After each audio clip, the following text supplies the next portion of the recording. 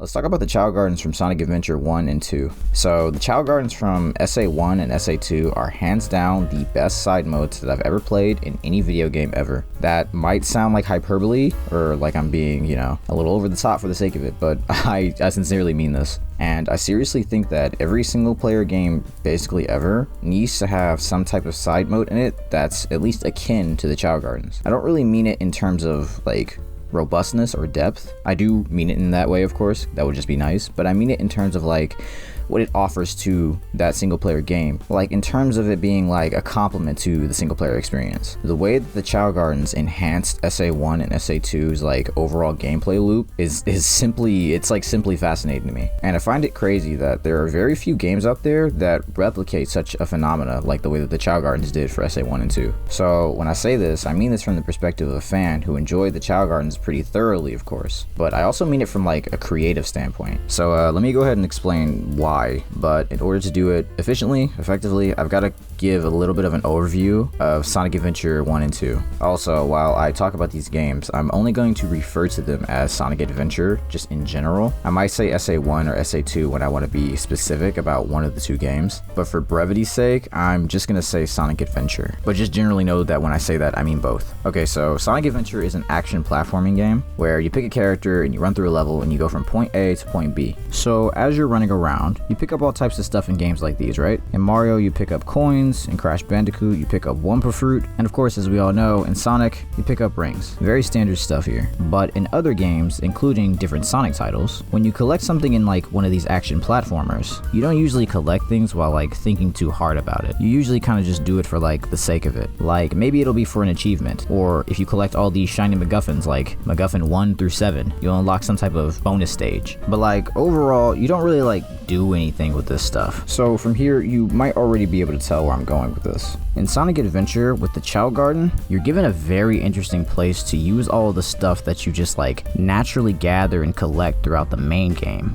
And it's done here in a way that I have not really seen in very many other games, if not any other game. Because like with this kind of discussion, I could really get into the weeds here. It's a conversation that's like about in-game economics, resource management, etc., things in that kind of vein. But no worries, I'm not going to go that crazy. I'll keep the conversation manageable, but I don't really need to, and that's kind of my point. To reiterate, like I was saying just earlier, not every game needs to go as hard as Sonic Adventure did, but it really surprises me when games don't really do this like at all. Now obviously I'm not a game developer. Famous last words, I know. But I'd like to think that implementing a side mode where you can spend like all of your little trinkets that you collect in the main game doesn't seem like it would be that like resource intensive or that difficult to do, especially for how much value it gives to a game overall. So before I explain the absolute gloriousness that is the Chao Garden from SA1 and 2, let me talk about some other games real quick that do this very well themselves as well, because there are a good couple that I can point to, but there aren't enough. So here's where I bring up Mario Odyssey real quick. Mario Odyssey's in-game economics are like really cool, and it's neat that it's all diegetic too, because of course Mario Odyssey is all about exploring the world, coming across different cultures, seeing different sights,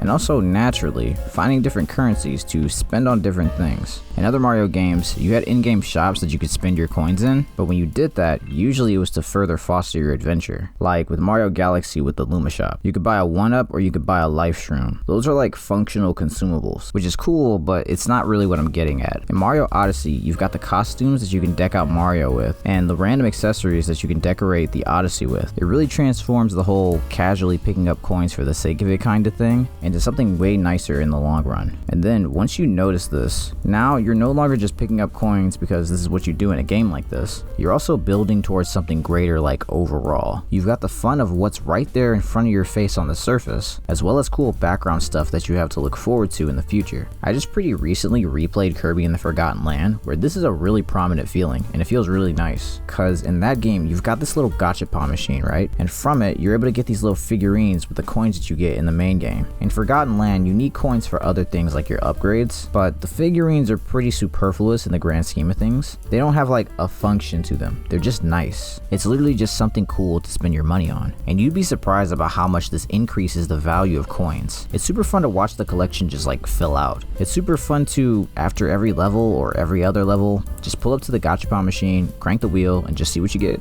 Forgotten Land really makes me miss collecting trophies in Smash, because this is just like a really diet version of that. But again, I recently replayed Forgotten Land, and it's also an action platformer just like Sonic Adventure, so it's a really interesting point of comparison. The game that gets nearly as close to doing something like Sonic Adventure did, but in my eyes unfortunately comes up a tad bit short, would be Splatoon 3 with its locker decorations. I think the locker system from Splatoon 3 is really cool, but I really feel like we should have been allowed to have like maybe multiple lockers. The ability to spend all this money on decorations, show off your lockers to other people, and overall just have this really cool monumental like shrine for yourself and your journey in Splatoon 3 as you're battling. It's really nice and it's almost perfect, and like when I first saw it be revealed, it was the exact kind of thing I was asking for, because in Splatoon 2 I basically had infinite money and nothing to spend it on. But the problem with the lockers in Splatoon 3 is that you do it once and then you like never do it again. At least from like what I've seen and from like how I've logicked it out. I've seen some pretty cool lockers over the years, and I've seen some like true locker artists out there who decorate their lockers in different ways all the time.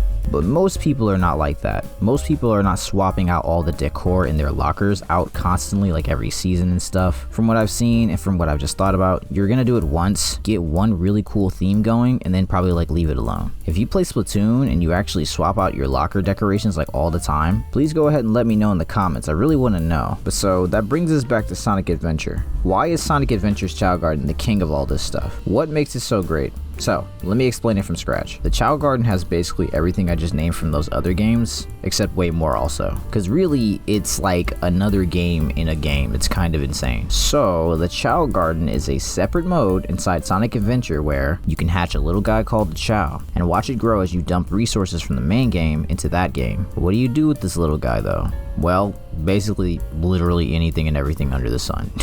The main thing you're going to be doing though is you're going to enter your Chao into Chao races, or if you're playing Sonic Adventure 2, also Chao Karate. Oh my god, I loved Chao Karate. This sounds insane, this sounds absurd, but it's basically Chao dogfighting. Excuse me, sorry.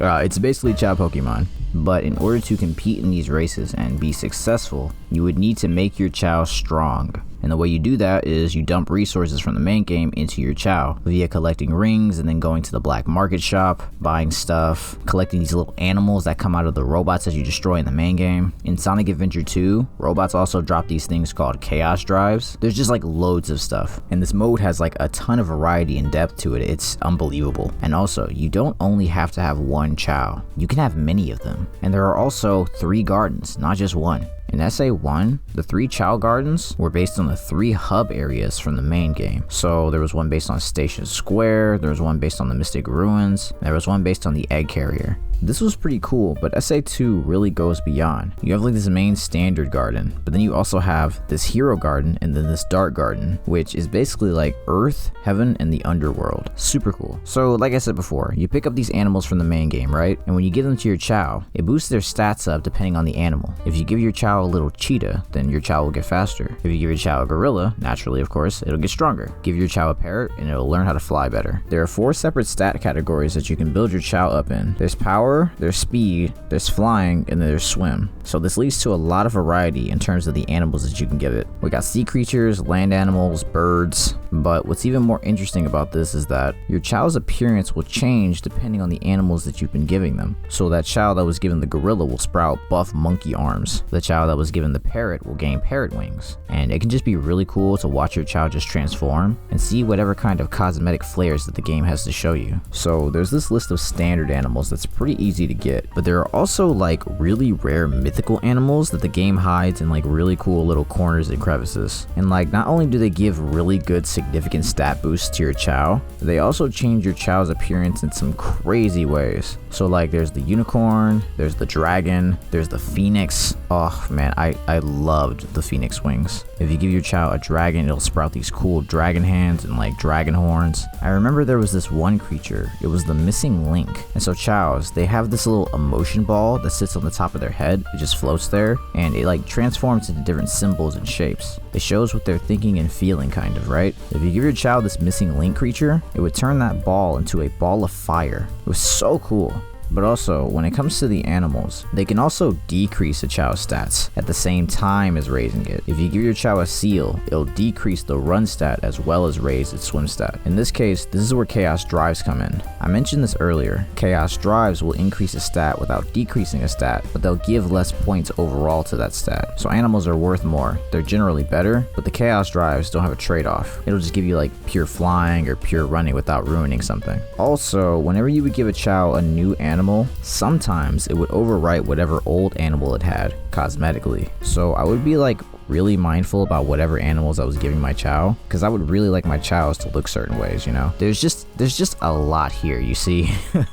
And we've honestly only scratched the surface. When you actually start doing the Chao races, you're able to see all the other Chaos that you're stacked up against. Now, these Chao races are not anything like super spectacular, gameplay wise, as in like you literally playing the game, because you don't. A vast majority of the fun of the Chao Garden is through observation anyways. I'll talk about that little aspect a little bit more in depth in a bit, but what you're doing as the player in these Chao races is basically nothing. The Chao races are really based on everything you've set up before you enter the race. It's basically the equivalent of watching an auto battler, and there are a lot of these Chao races. They start off straightforward and pretty simple, but after not too long, they get honestly ridiculous. And some of the Chao that you see side by side your own Chao, if you really aren't in here training your Chao, you realize you are out of your depth. And so like back in the day when I first played this, there was no real internet back then. There was really nothing to tell you how to set up your Chao. So sometimes for some of the more expert races, I would see the opponent's Chaos were these absolute magnificent beasts and I would get completely destroyed after thinking that I could tangle with them coming from like the novice levels or like the intermediate levels. There were a lot of layers to these races. It was a crazy thing. And every time I thought I was done, I just kept unlocking even more like challenges. It's crazy. And so when you beat a race, you get a medal, as well as a Chao toy. And so these Chao toys might seem a bit lame. I mean, honestly, this entire mode seems a bit lame until you try it and then you lose 50 hours to it. These Chao toys are little trinkets that get set up in the Chao Gardens. And sometimes your Chao will just go up to them and randomly start playing with them. And it is so funny and so cute to see when it actually happens. Which leads me into another point of what makes this mode so interesting. This is what I was talking about before with the whole observation thing. It's really funny to just see your Chao walk around and do stuff. Your Chaos, they just kind of just do things. Of course, there's the stuff that you do deliberately with your Chao, like petting it, feeding it, things of that nature, of course, right? But then there's also stuff that, like a lot of random cool stuff that they programmed for these Chaos to be able to do. Things that really add to the satisfaction of watching your Chao grow. So let's say your Chao has a really high flying stat. At times, your Chao will randomly go to a high area and then just start gliding across the entire garden. It's so cool and so interesting to be just caught up in the midst of. Let's say you've been building your Chao's swim stat up. At first, your Chao will be flopping and floundering in the water, but then slowly over time, your Chao will literally start doing like breaststrokes, freestyle strokes. It's crazy, the whole thing. Your Chao will actively just hop in the water, because every Chao Garden comes with like a body of water. And these actions, you can just watch them do this from scratch. Like they'll be eating 1 second and then they'll just stop and then they'll just go and do it. And it just feels sometimes weirdly like realistic even. And it's just stuff like this that makes the Chao Garden so endearing, especially when you have like mini Chao in one garden just randomly doing all these different actions. For some of the Chao toys that you win for completing the races, I remember there was this TV that sometimes the Chao would just randomly go up to and start watching. I remember the Chao would even at times literally start planting trees. So like every Chao Garden comes with a set number of trees, and then like Chao fruit grows on these trees. You can raise your Chaos up to a certain point where they literally start planting and watering these trees. Now it takes a while before that happens, but you can do it. And eventually, some of these Chaos start gaining like a freakish level of autonomy. I think those are the kinds of skills that they would obtain after a while after attending like a lot of school. Yes, that's right, I just said that they go to school. You can take your Chaos to school also, and in there they would pick up various random skills, and then they'd come back to the garden and display those skills. And I would just sit there for long periods of time just observing them. After a while, I feel like the best thing that I could compare it to is like being in a digital terrarium. It's simply amazing. So when I talk about this idea that every game needs this sort of like Chao Garden mode, the games that I listed as examples from before that do this kind of thing pretty well, Kirby and the Forgotten Land, Splatoon, Mario Odyssey, they're pretty cool in regards to this. They definitely get the job done. But when I think about the Chao Garden, I realize just the utter peak of what we could have. Again, I'm not so sure about the difficulty in terms of like implementing such a mode, but I just see the potential, you know? I always think back to what Sonic Adventure did, and I remember just how much it improved that game, like overall, utterly transformed it into something that was great, into something special.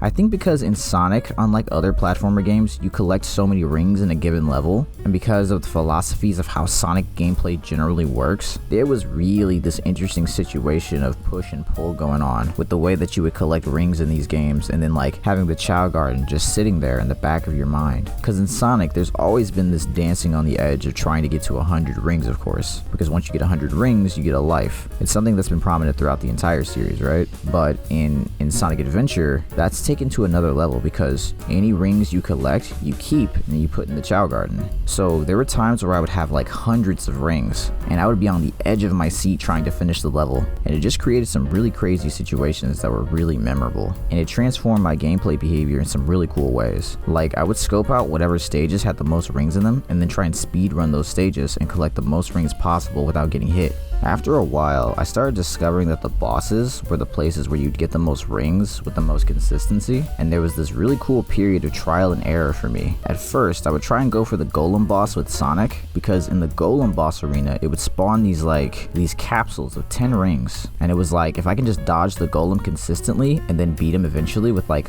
however many rings I would be able to make it out with, I would walk away with these huge hauls. But then eventually I discovered the Holy Grail. In the final fight between Sonic and Shadow, I realized that this was the ultimate and most fun place to grind out rings, because Sonic and Shadow are running down this literal infinite hallway, and the fight doesn't end until one of them loses. And along this infinite hallway, there would be these like little lines of 5 rings each, and they would pop up very consistently. And so what I would do, and so what you also got to remember is that Sonic Adventure is an old game, which means it's janky and glitchy and you can exploit it. What I would do is I would just light speed dash all of these trails of rings for like forever and ever, and I would just get basically almost infinite rings. But you know, this wasn't just like a walk in the park that was like an infinite money glitch. There were a lot of hazards that you had to watch out for. So Sonic and Shadow, they had these ranged attacks that they would hit you with every now and then, and there were also these meteors that you had to watch out for too that were on the stage. So it became this really dynamic dance. It's like crazy how this was. It was so much fun though. It became this really dynamic dance of you just kind of like constantly light speed dashing through these rings to gain rings quickly, dodging Sonic or Shadow, dodging the meteors, trying not to get hit, and then defeating the other character. I've had so many very good memories with this situation, and it's something you would never normally do because you'd have no reason to. So the Chao Garden enables so much just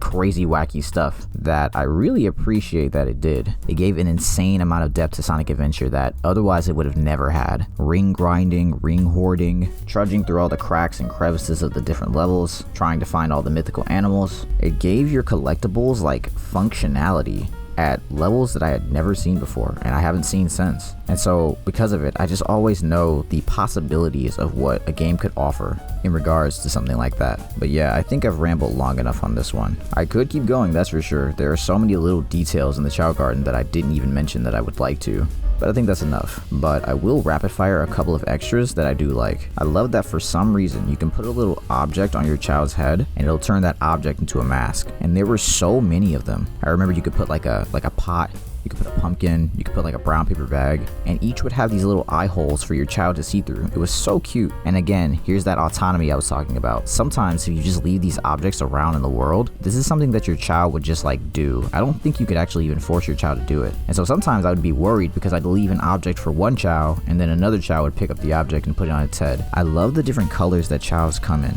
They come in normal colors and then they come in jewel colors, which like your child would literally have this like metallic shiny look to it. And I would be so enamored with discovering where I could get these Chaos. I remember in SA1, you'd actually find them in the overworld, and then you'd have to literally take them to the Chao Garden. Back before I knew anything about Chao, it was really cool discovering this like all from scratch because I was just like, what's this like weird shiny rock that I can pick up? Super cool stuff. This one's kind of messed up, but it's crazy that this is a detail in the game in the first place. I think it's kind of crazy and kind of funny actually, sorry. There are many ways you can actively be mean to your Chao. Now, I don't condone this because personally, even when I was a kid, even as a little knucklehead, I would feel pretty bad about it, so I didn't really do it often. I don't know why you can, but you can pick up and throw your Chao. You can even pick up your Chao egg and throw it at a wall to forcibly hatch a Chao. Now, in this game, there's a hidden happiness stat, and I don't know how much this affects it. And all these Chao, they have different personalities, so I would never know how much this was playing into all of that, so I would do stuff like this sparingly, but I think it's crazy that you can even do it at all. Because like also, if you pick up your Chao and your Chao has like a really high flying stat and you throw it, it'll literally start gliding out of the throw and it'll be like perfectly fine. So cool. There's just so many little details. But yeah, again, I could go on and on and on. But that's the end of this ramble. So if you've been listening to this and you've been like working with it in the background, hopefully you've got that next video set up because this is literally about to end. So yeah, stay inspired, stay inspirational.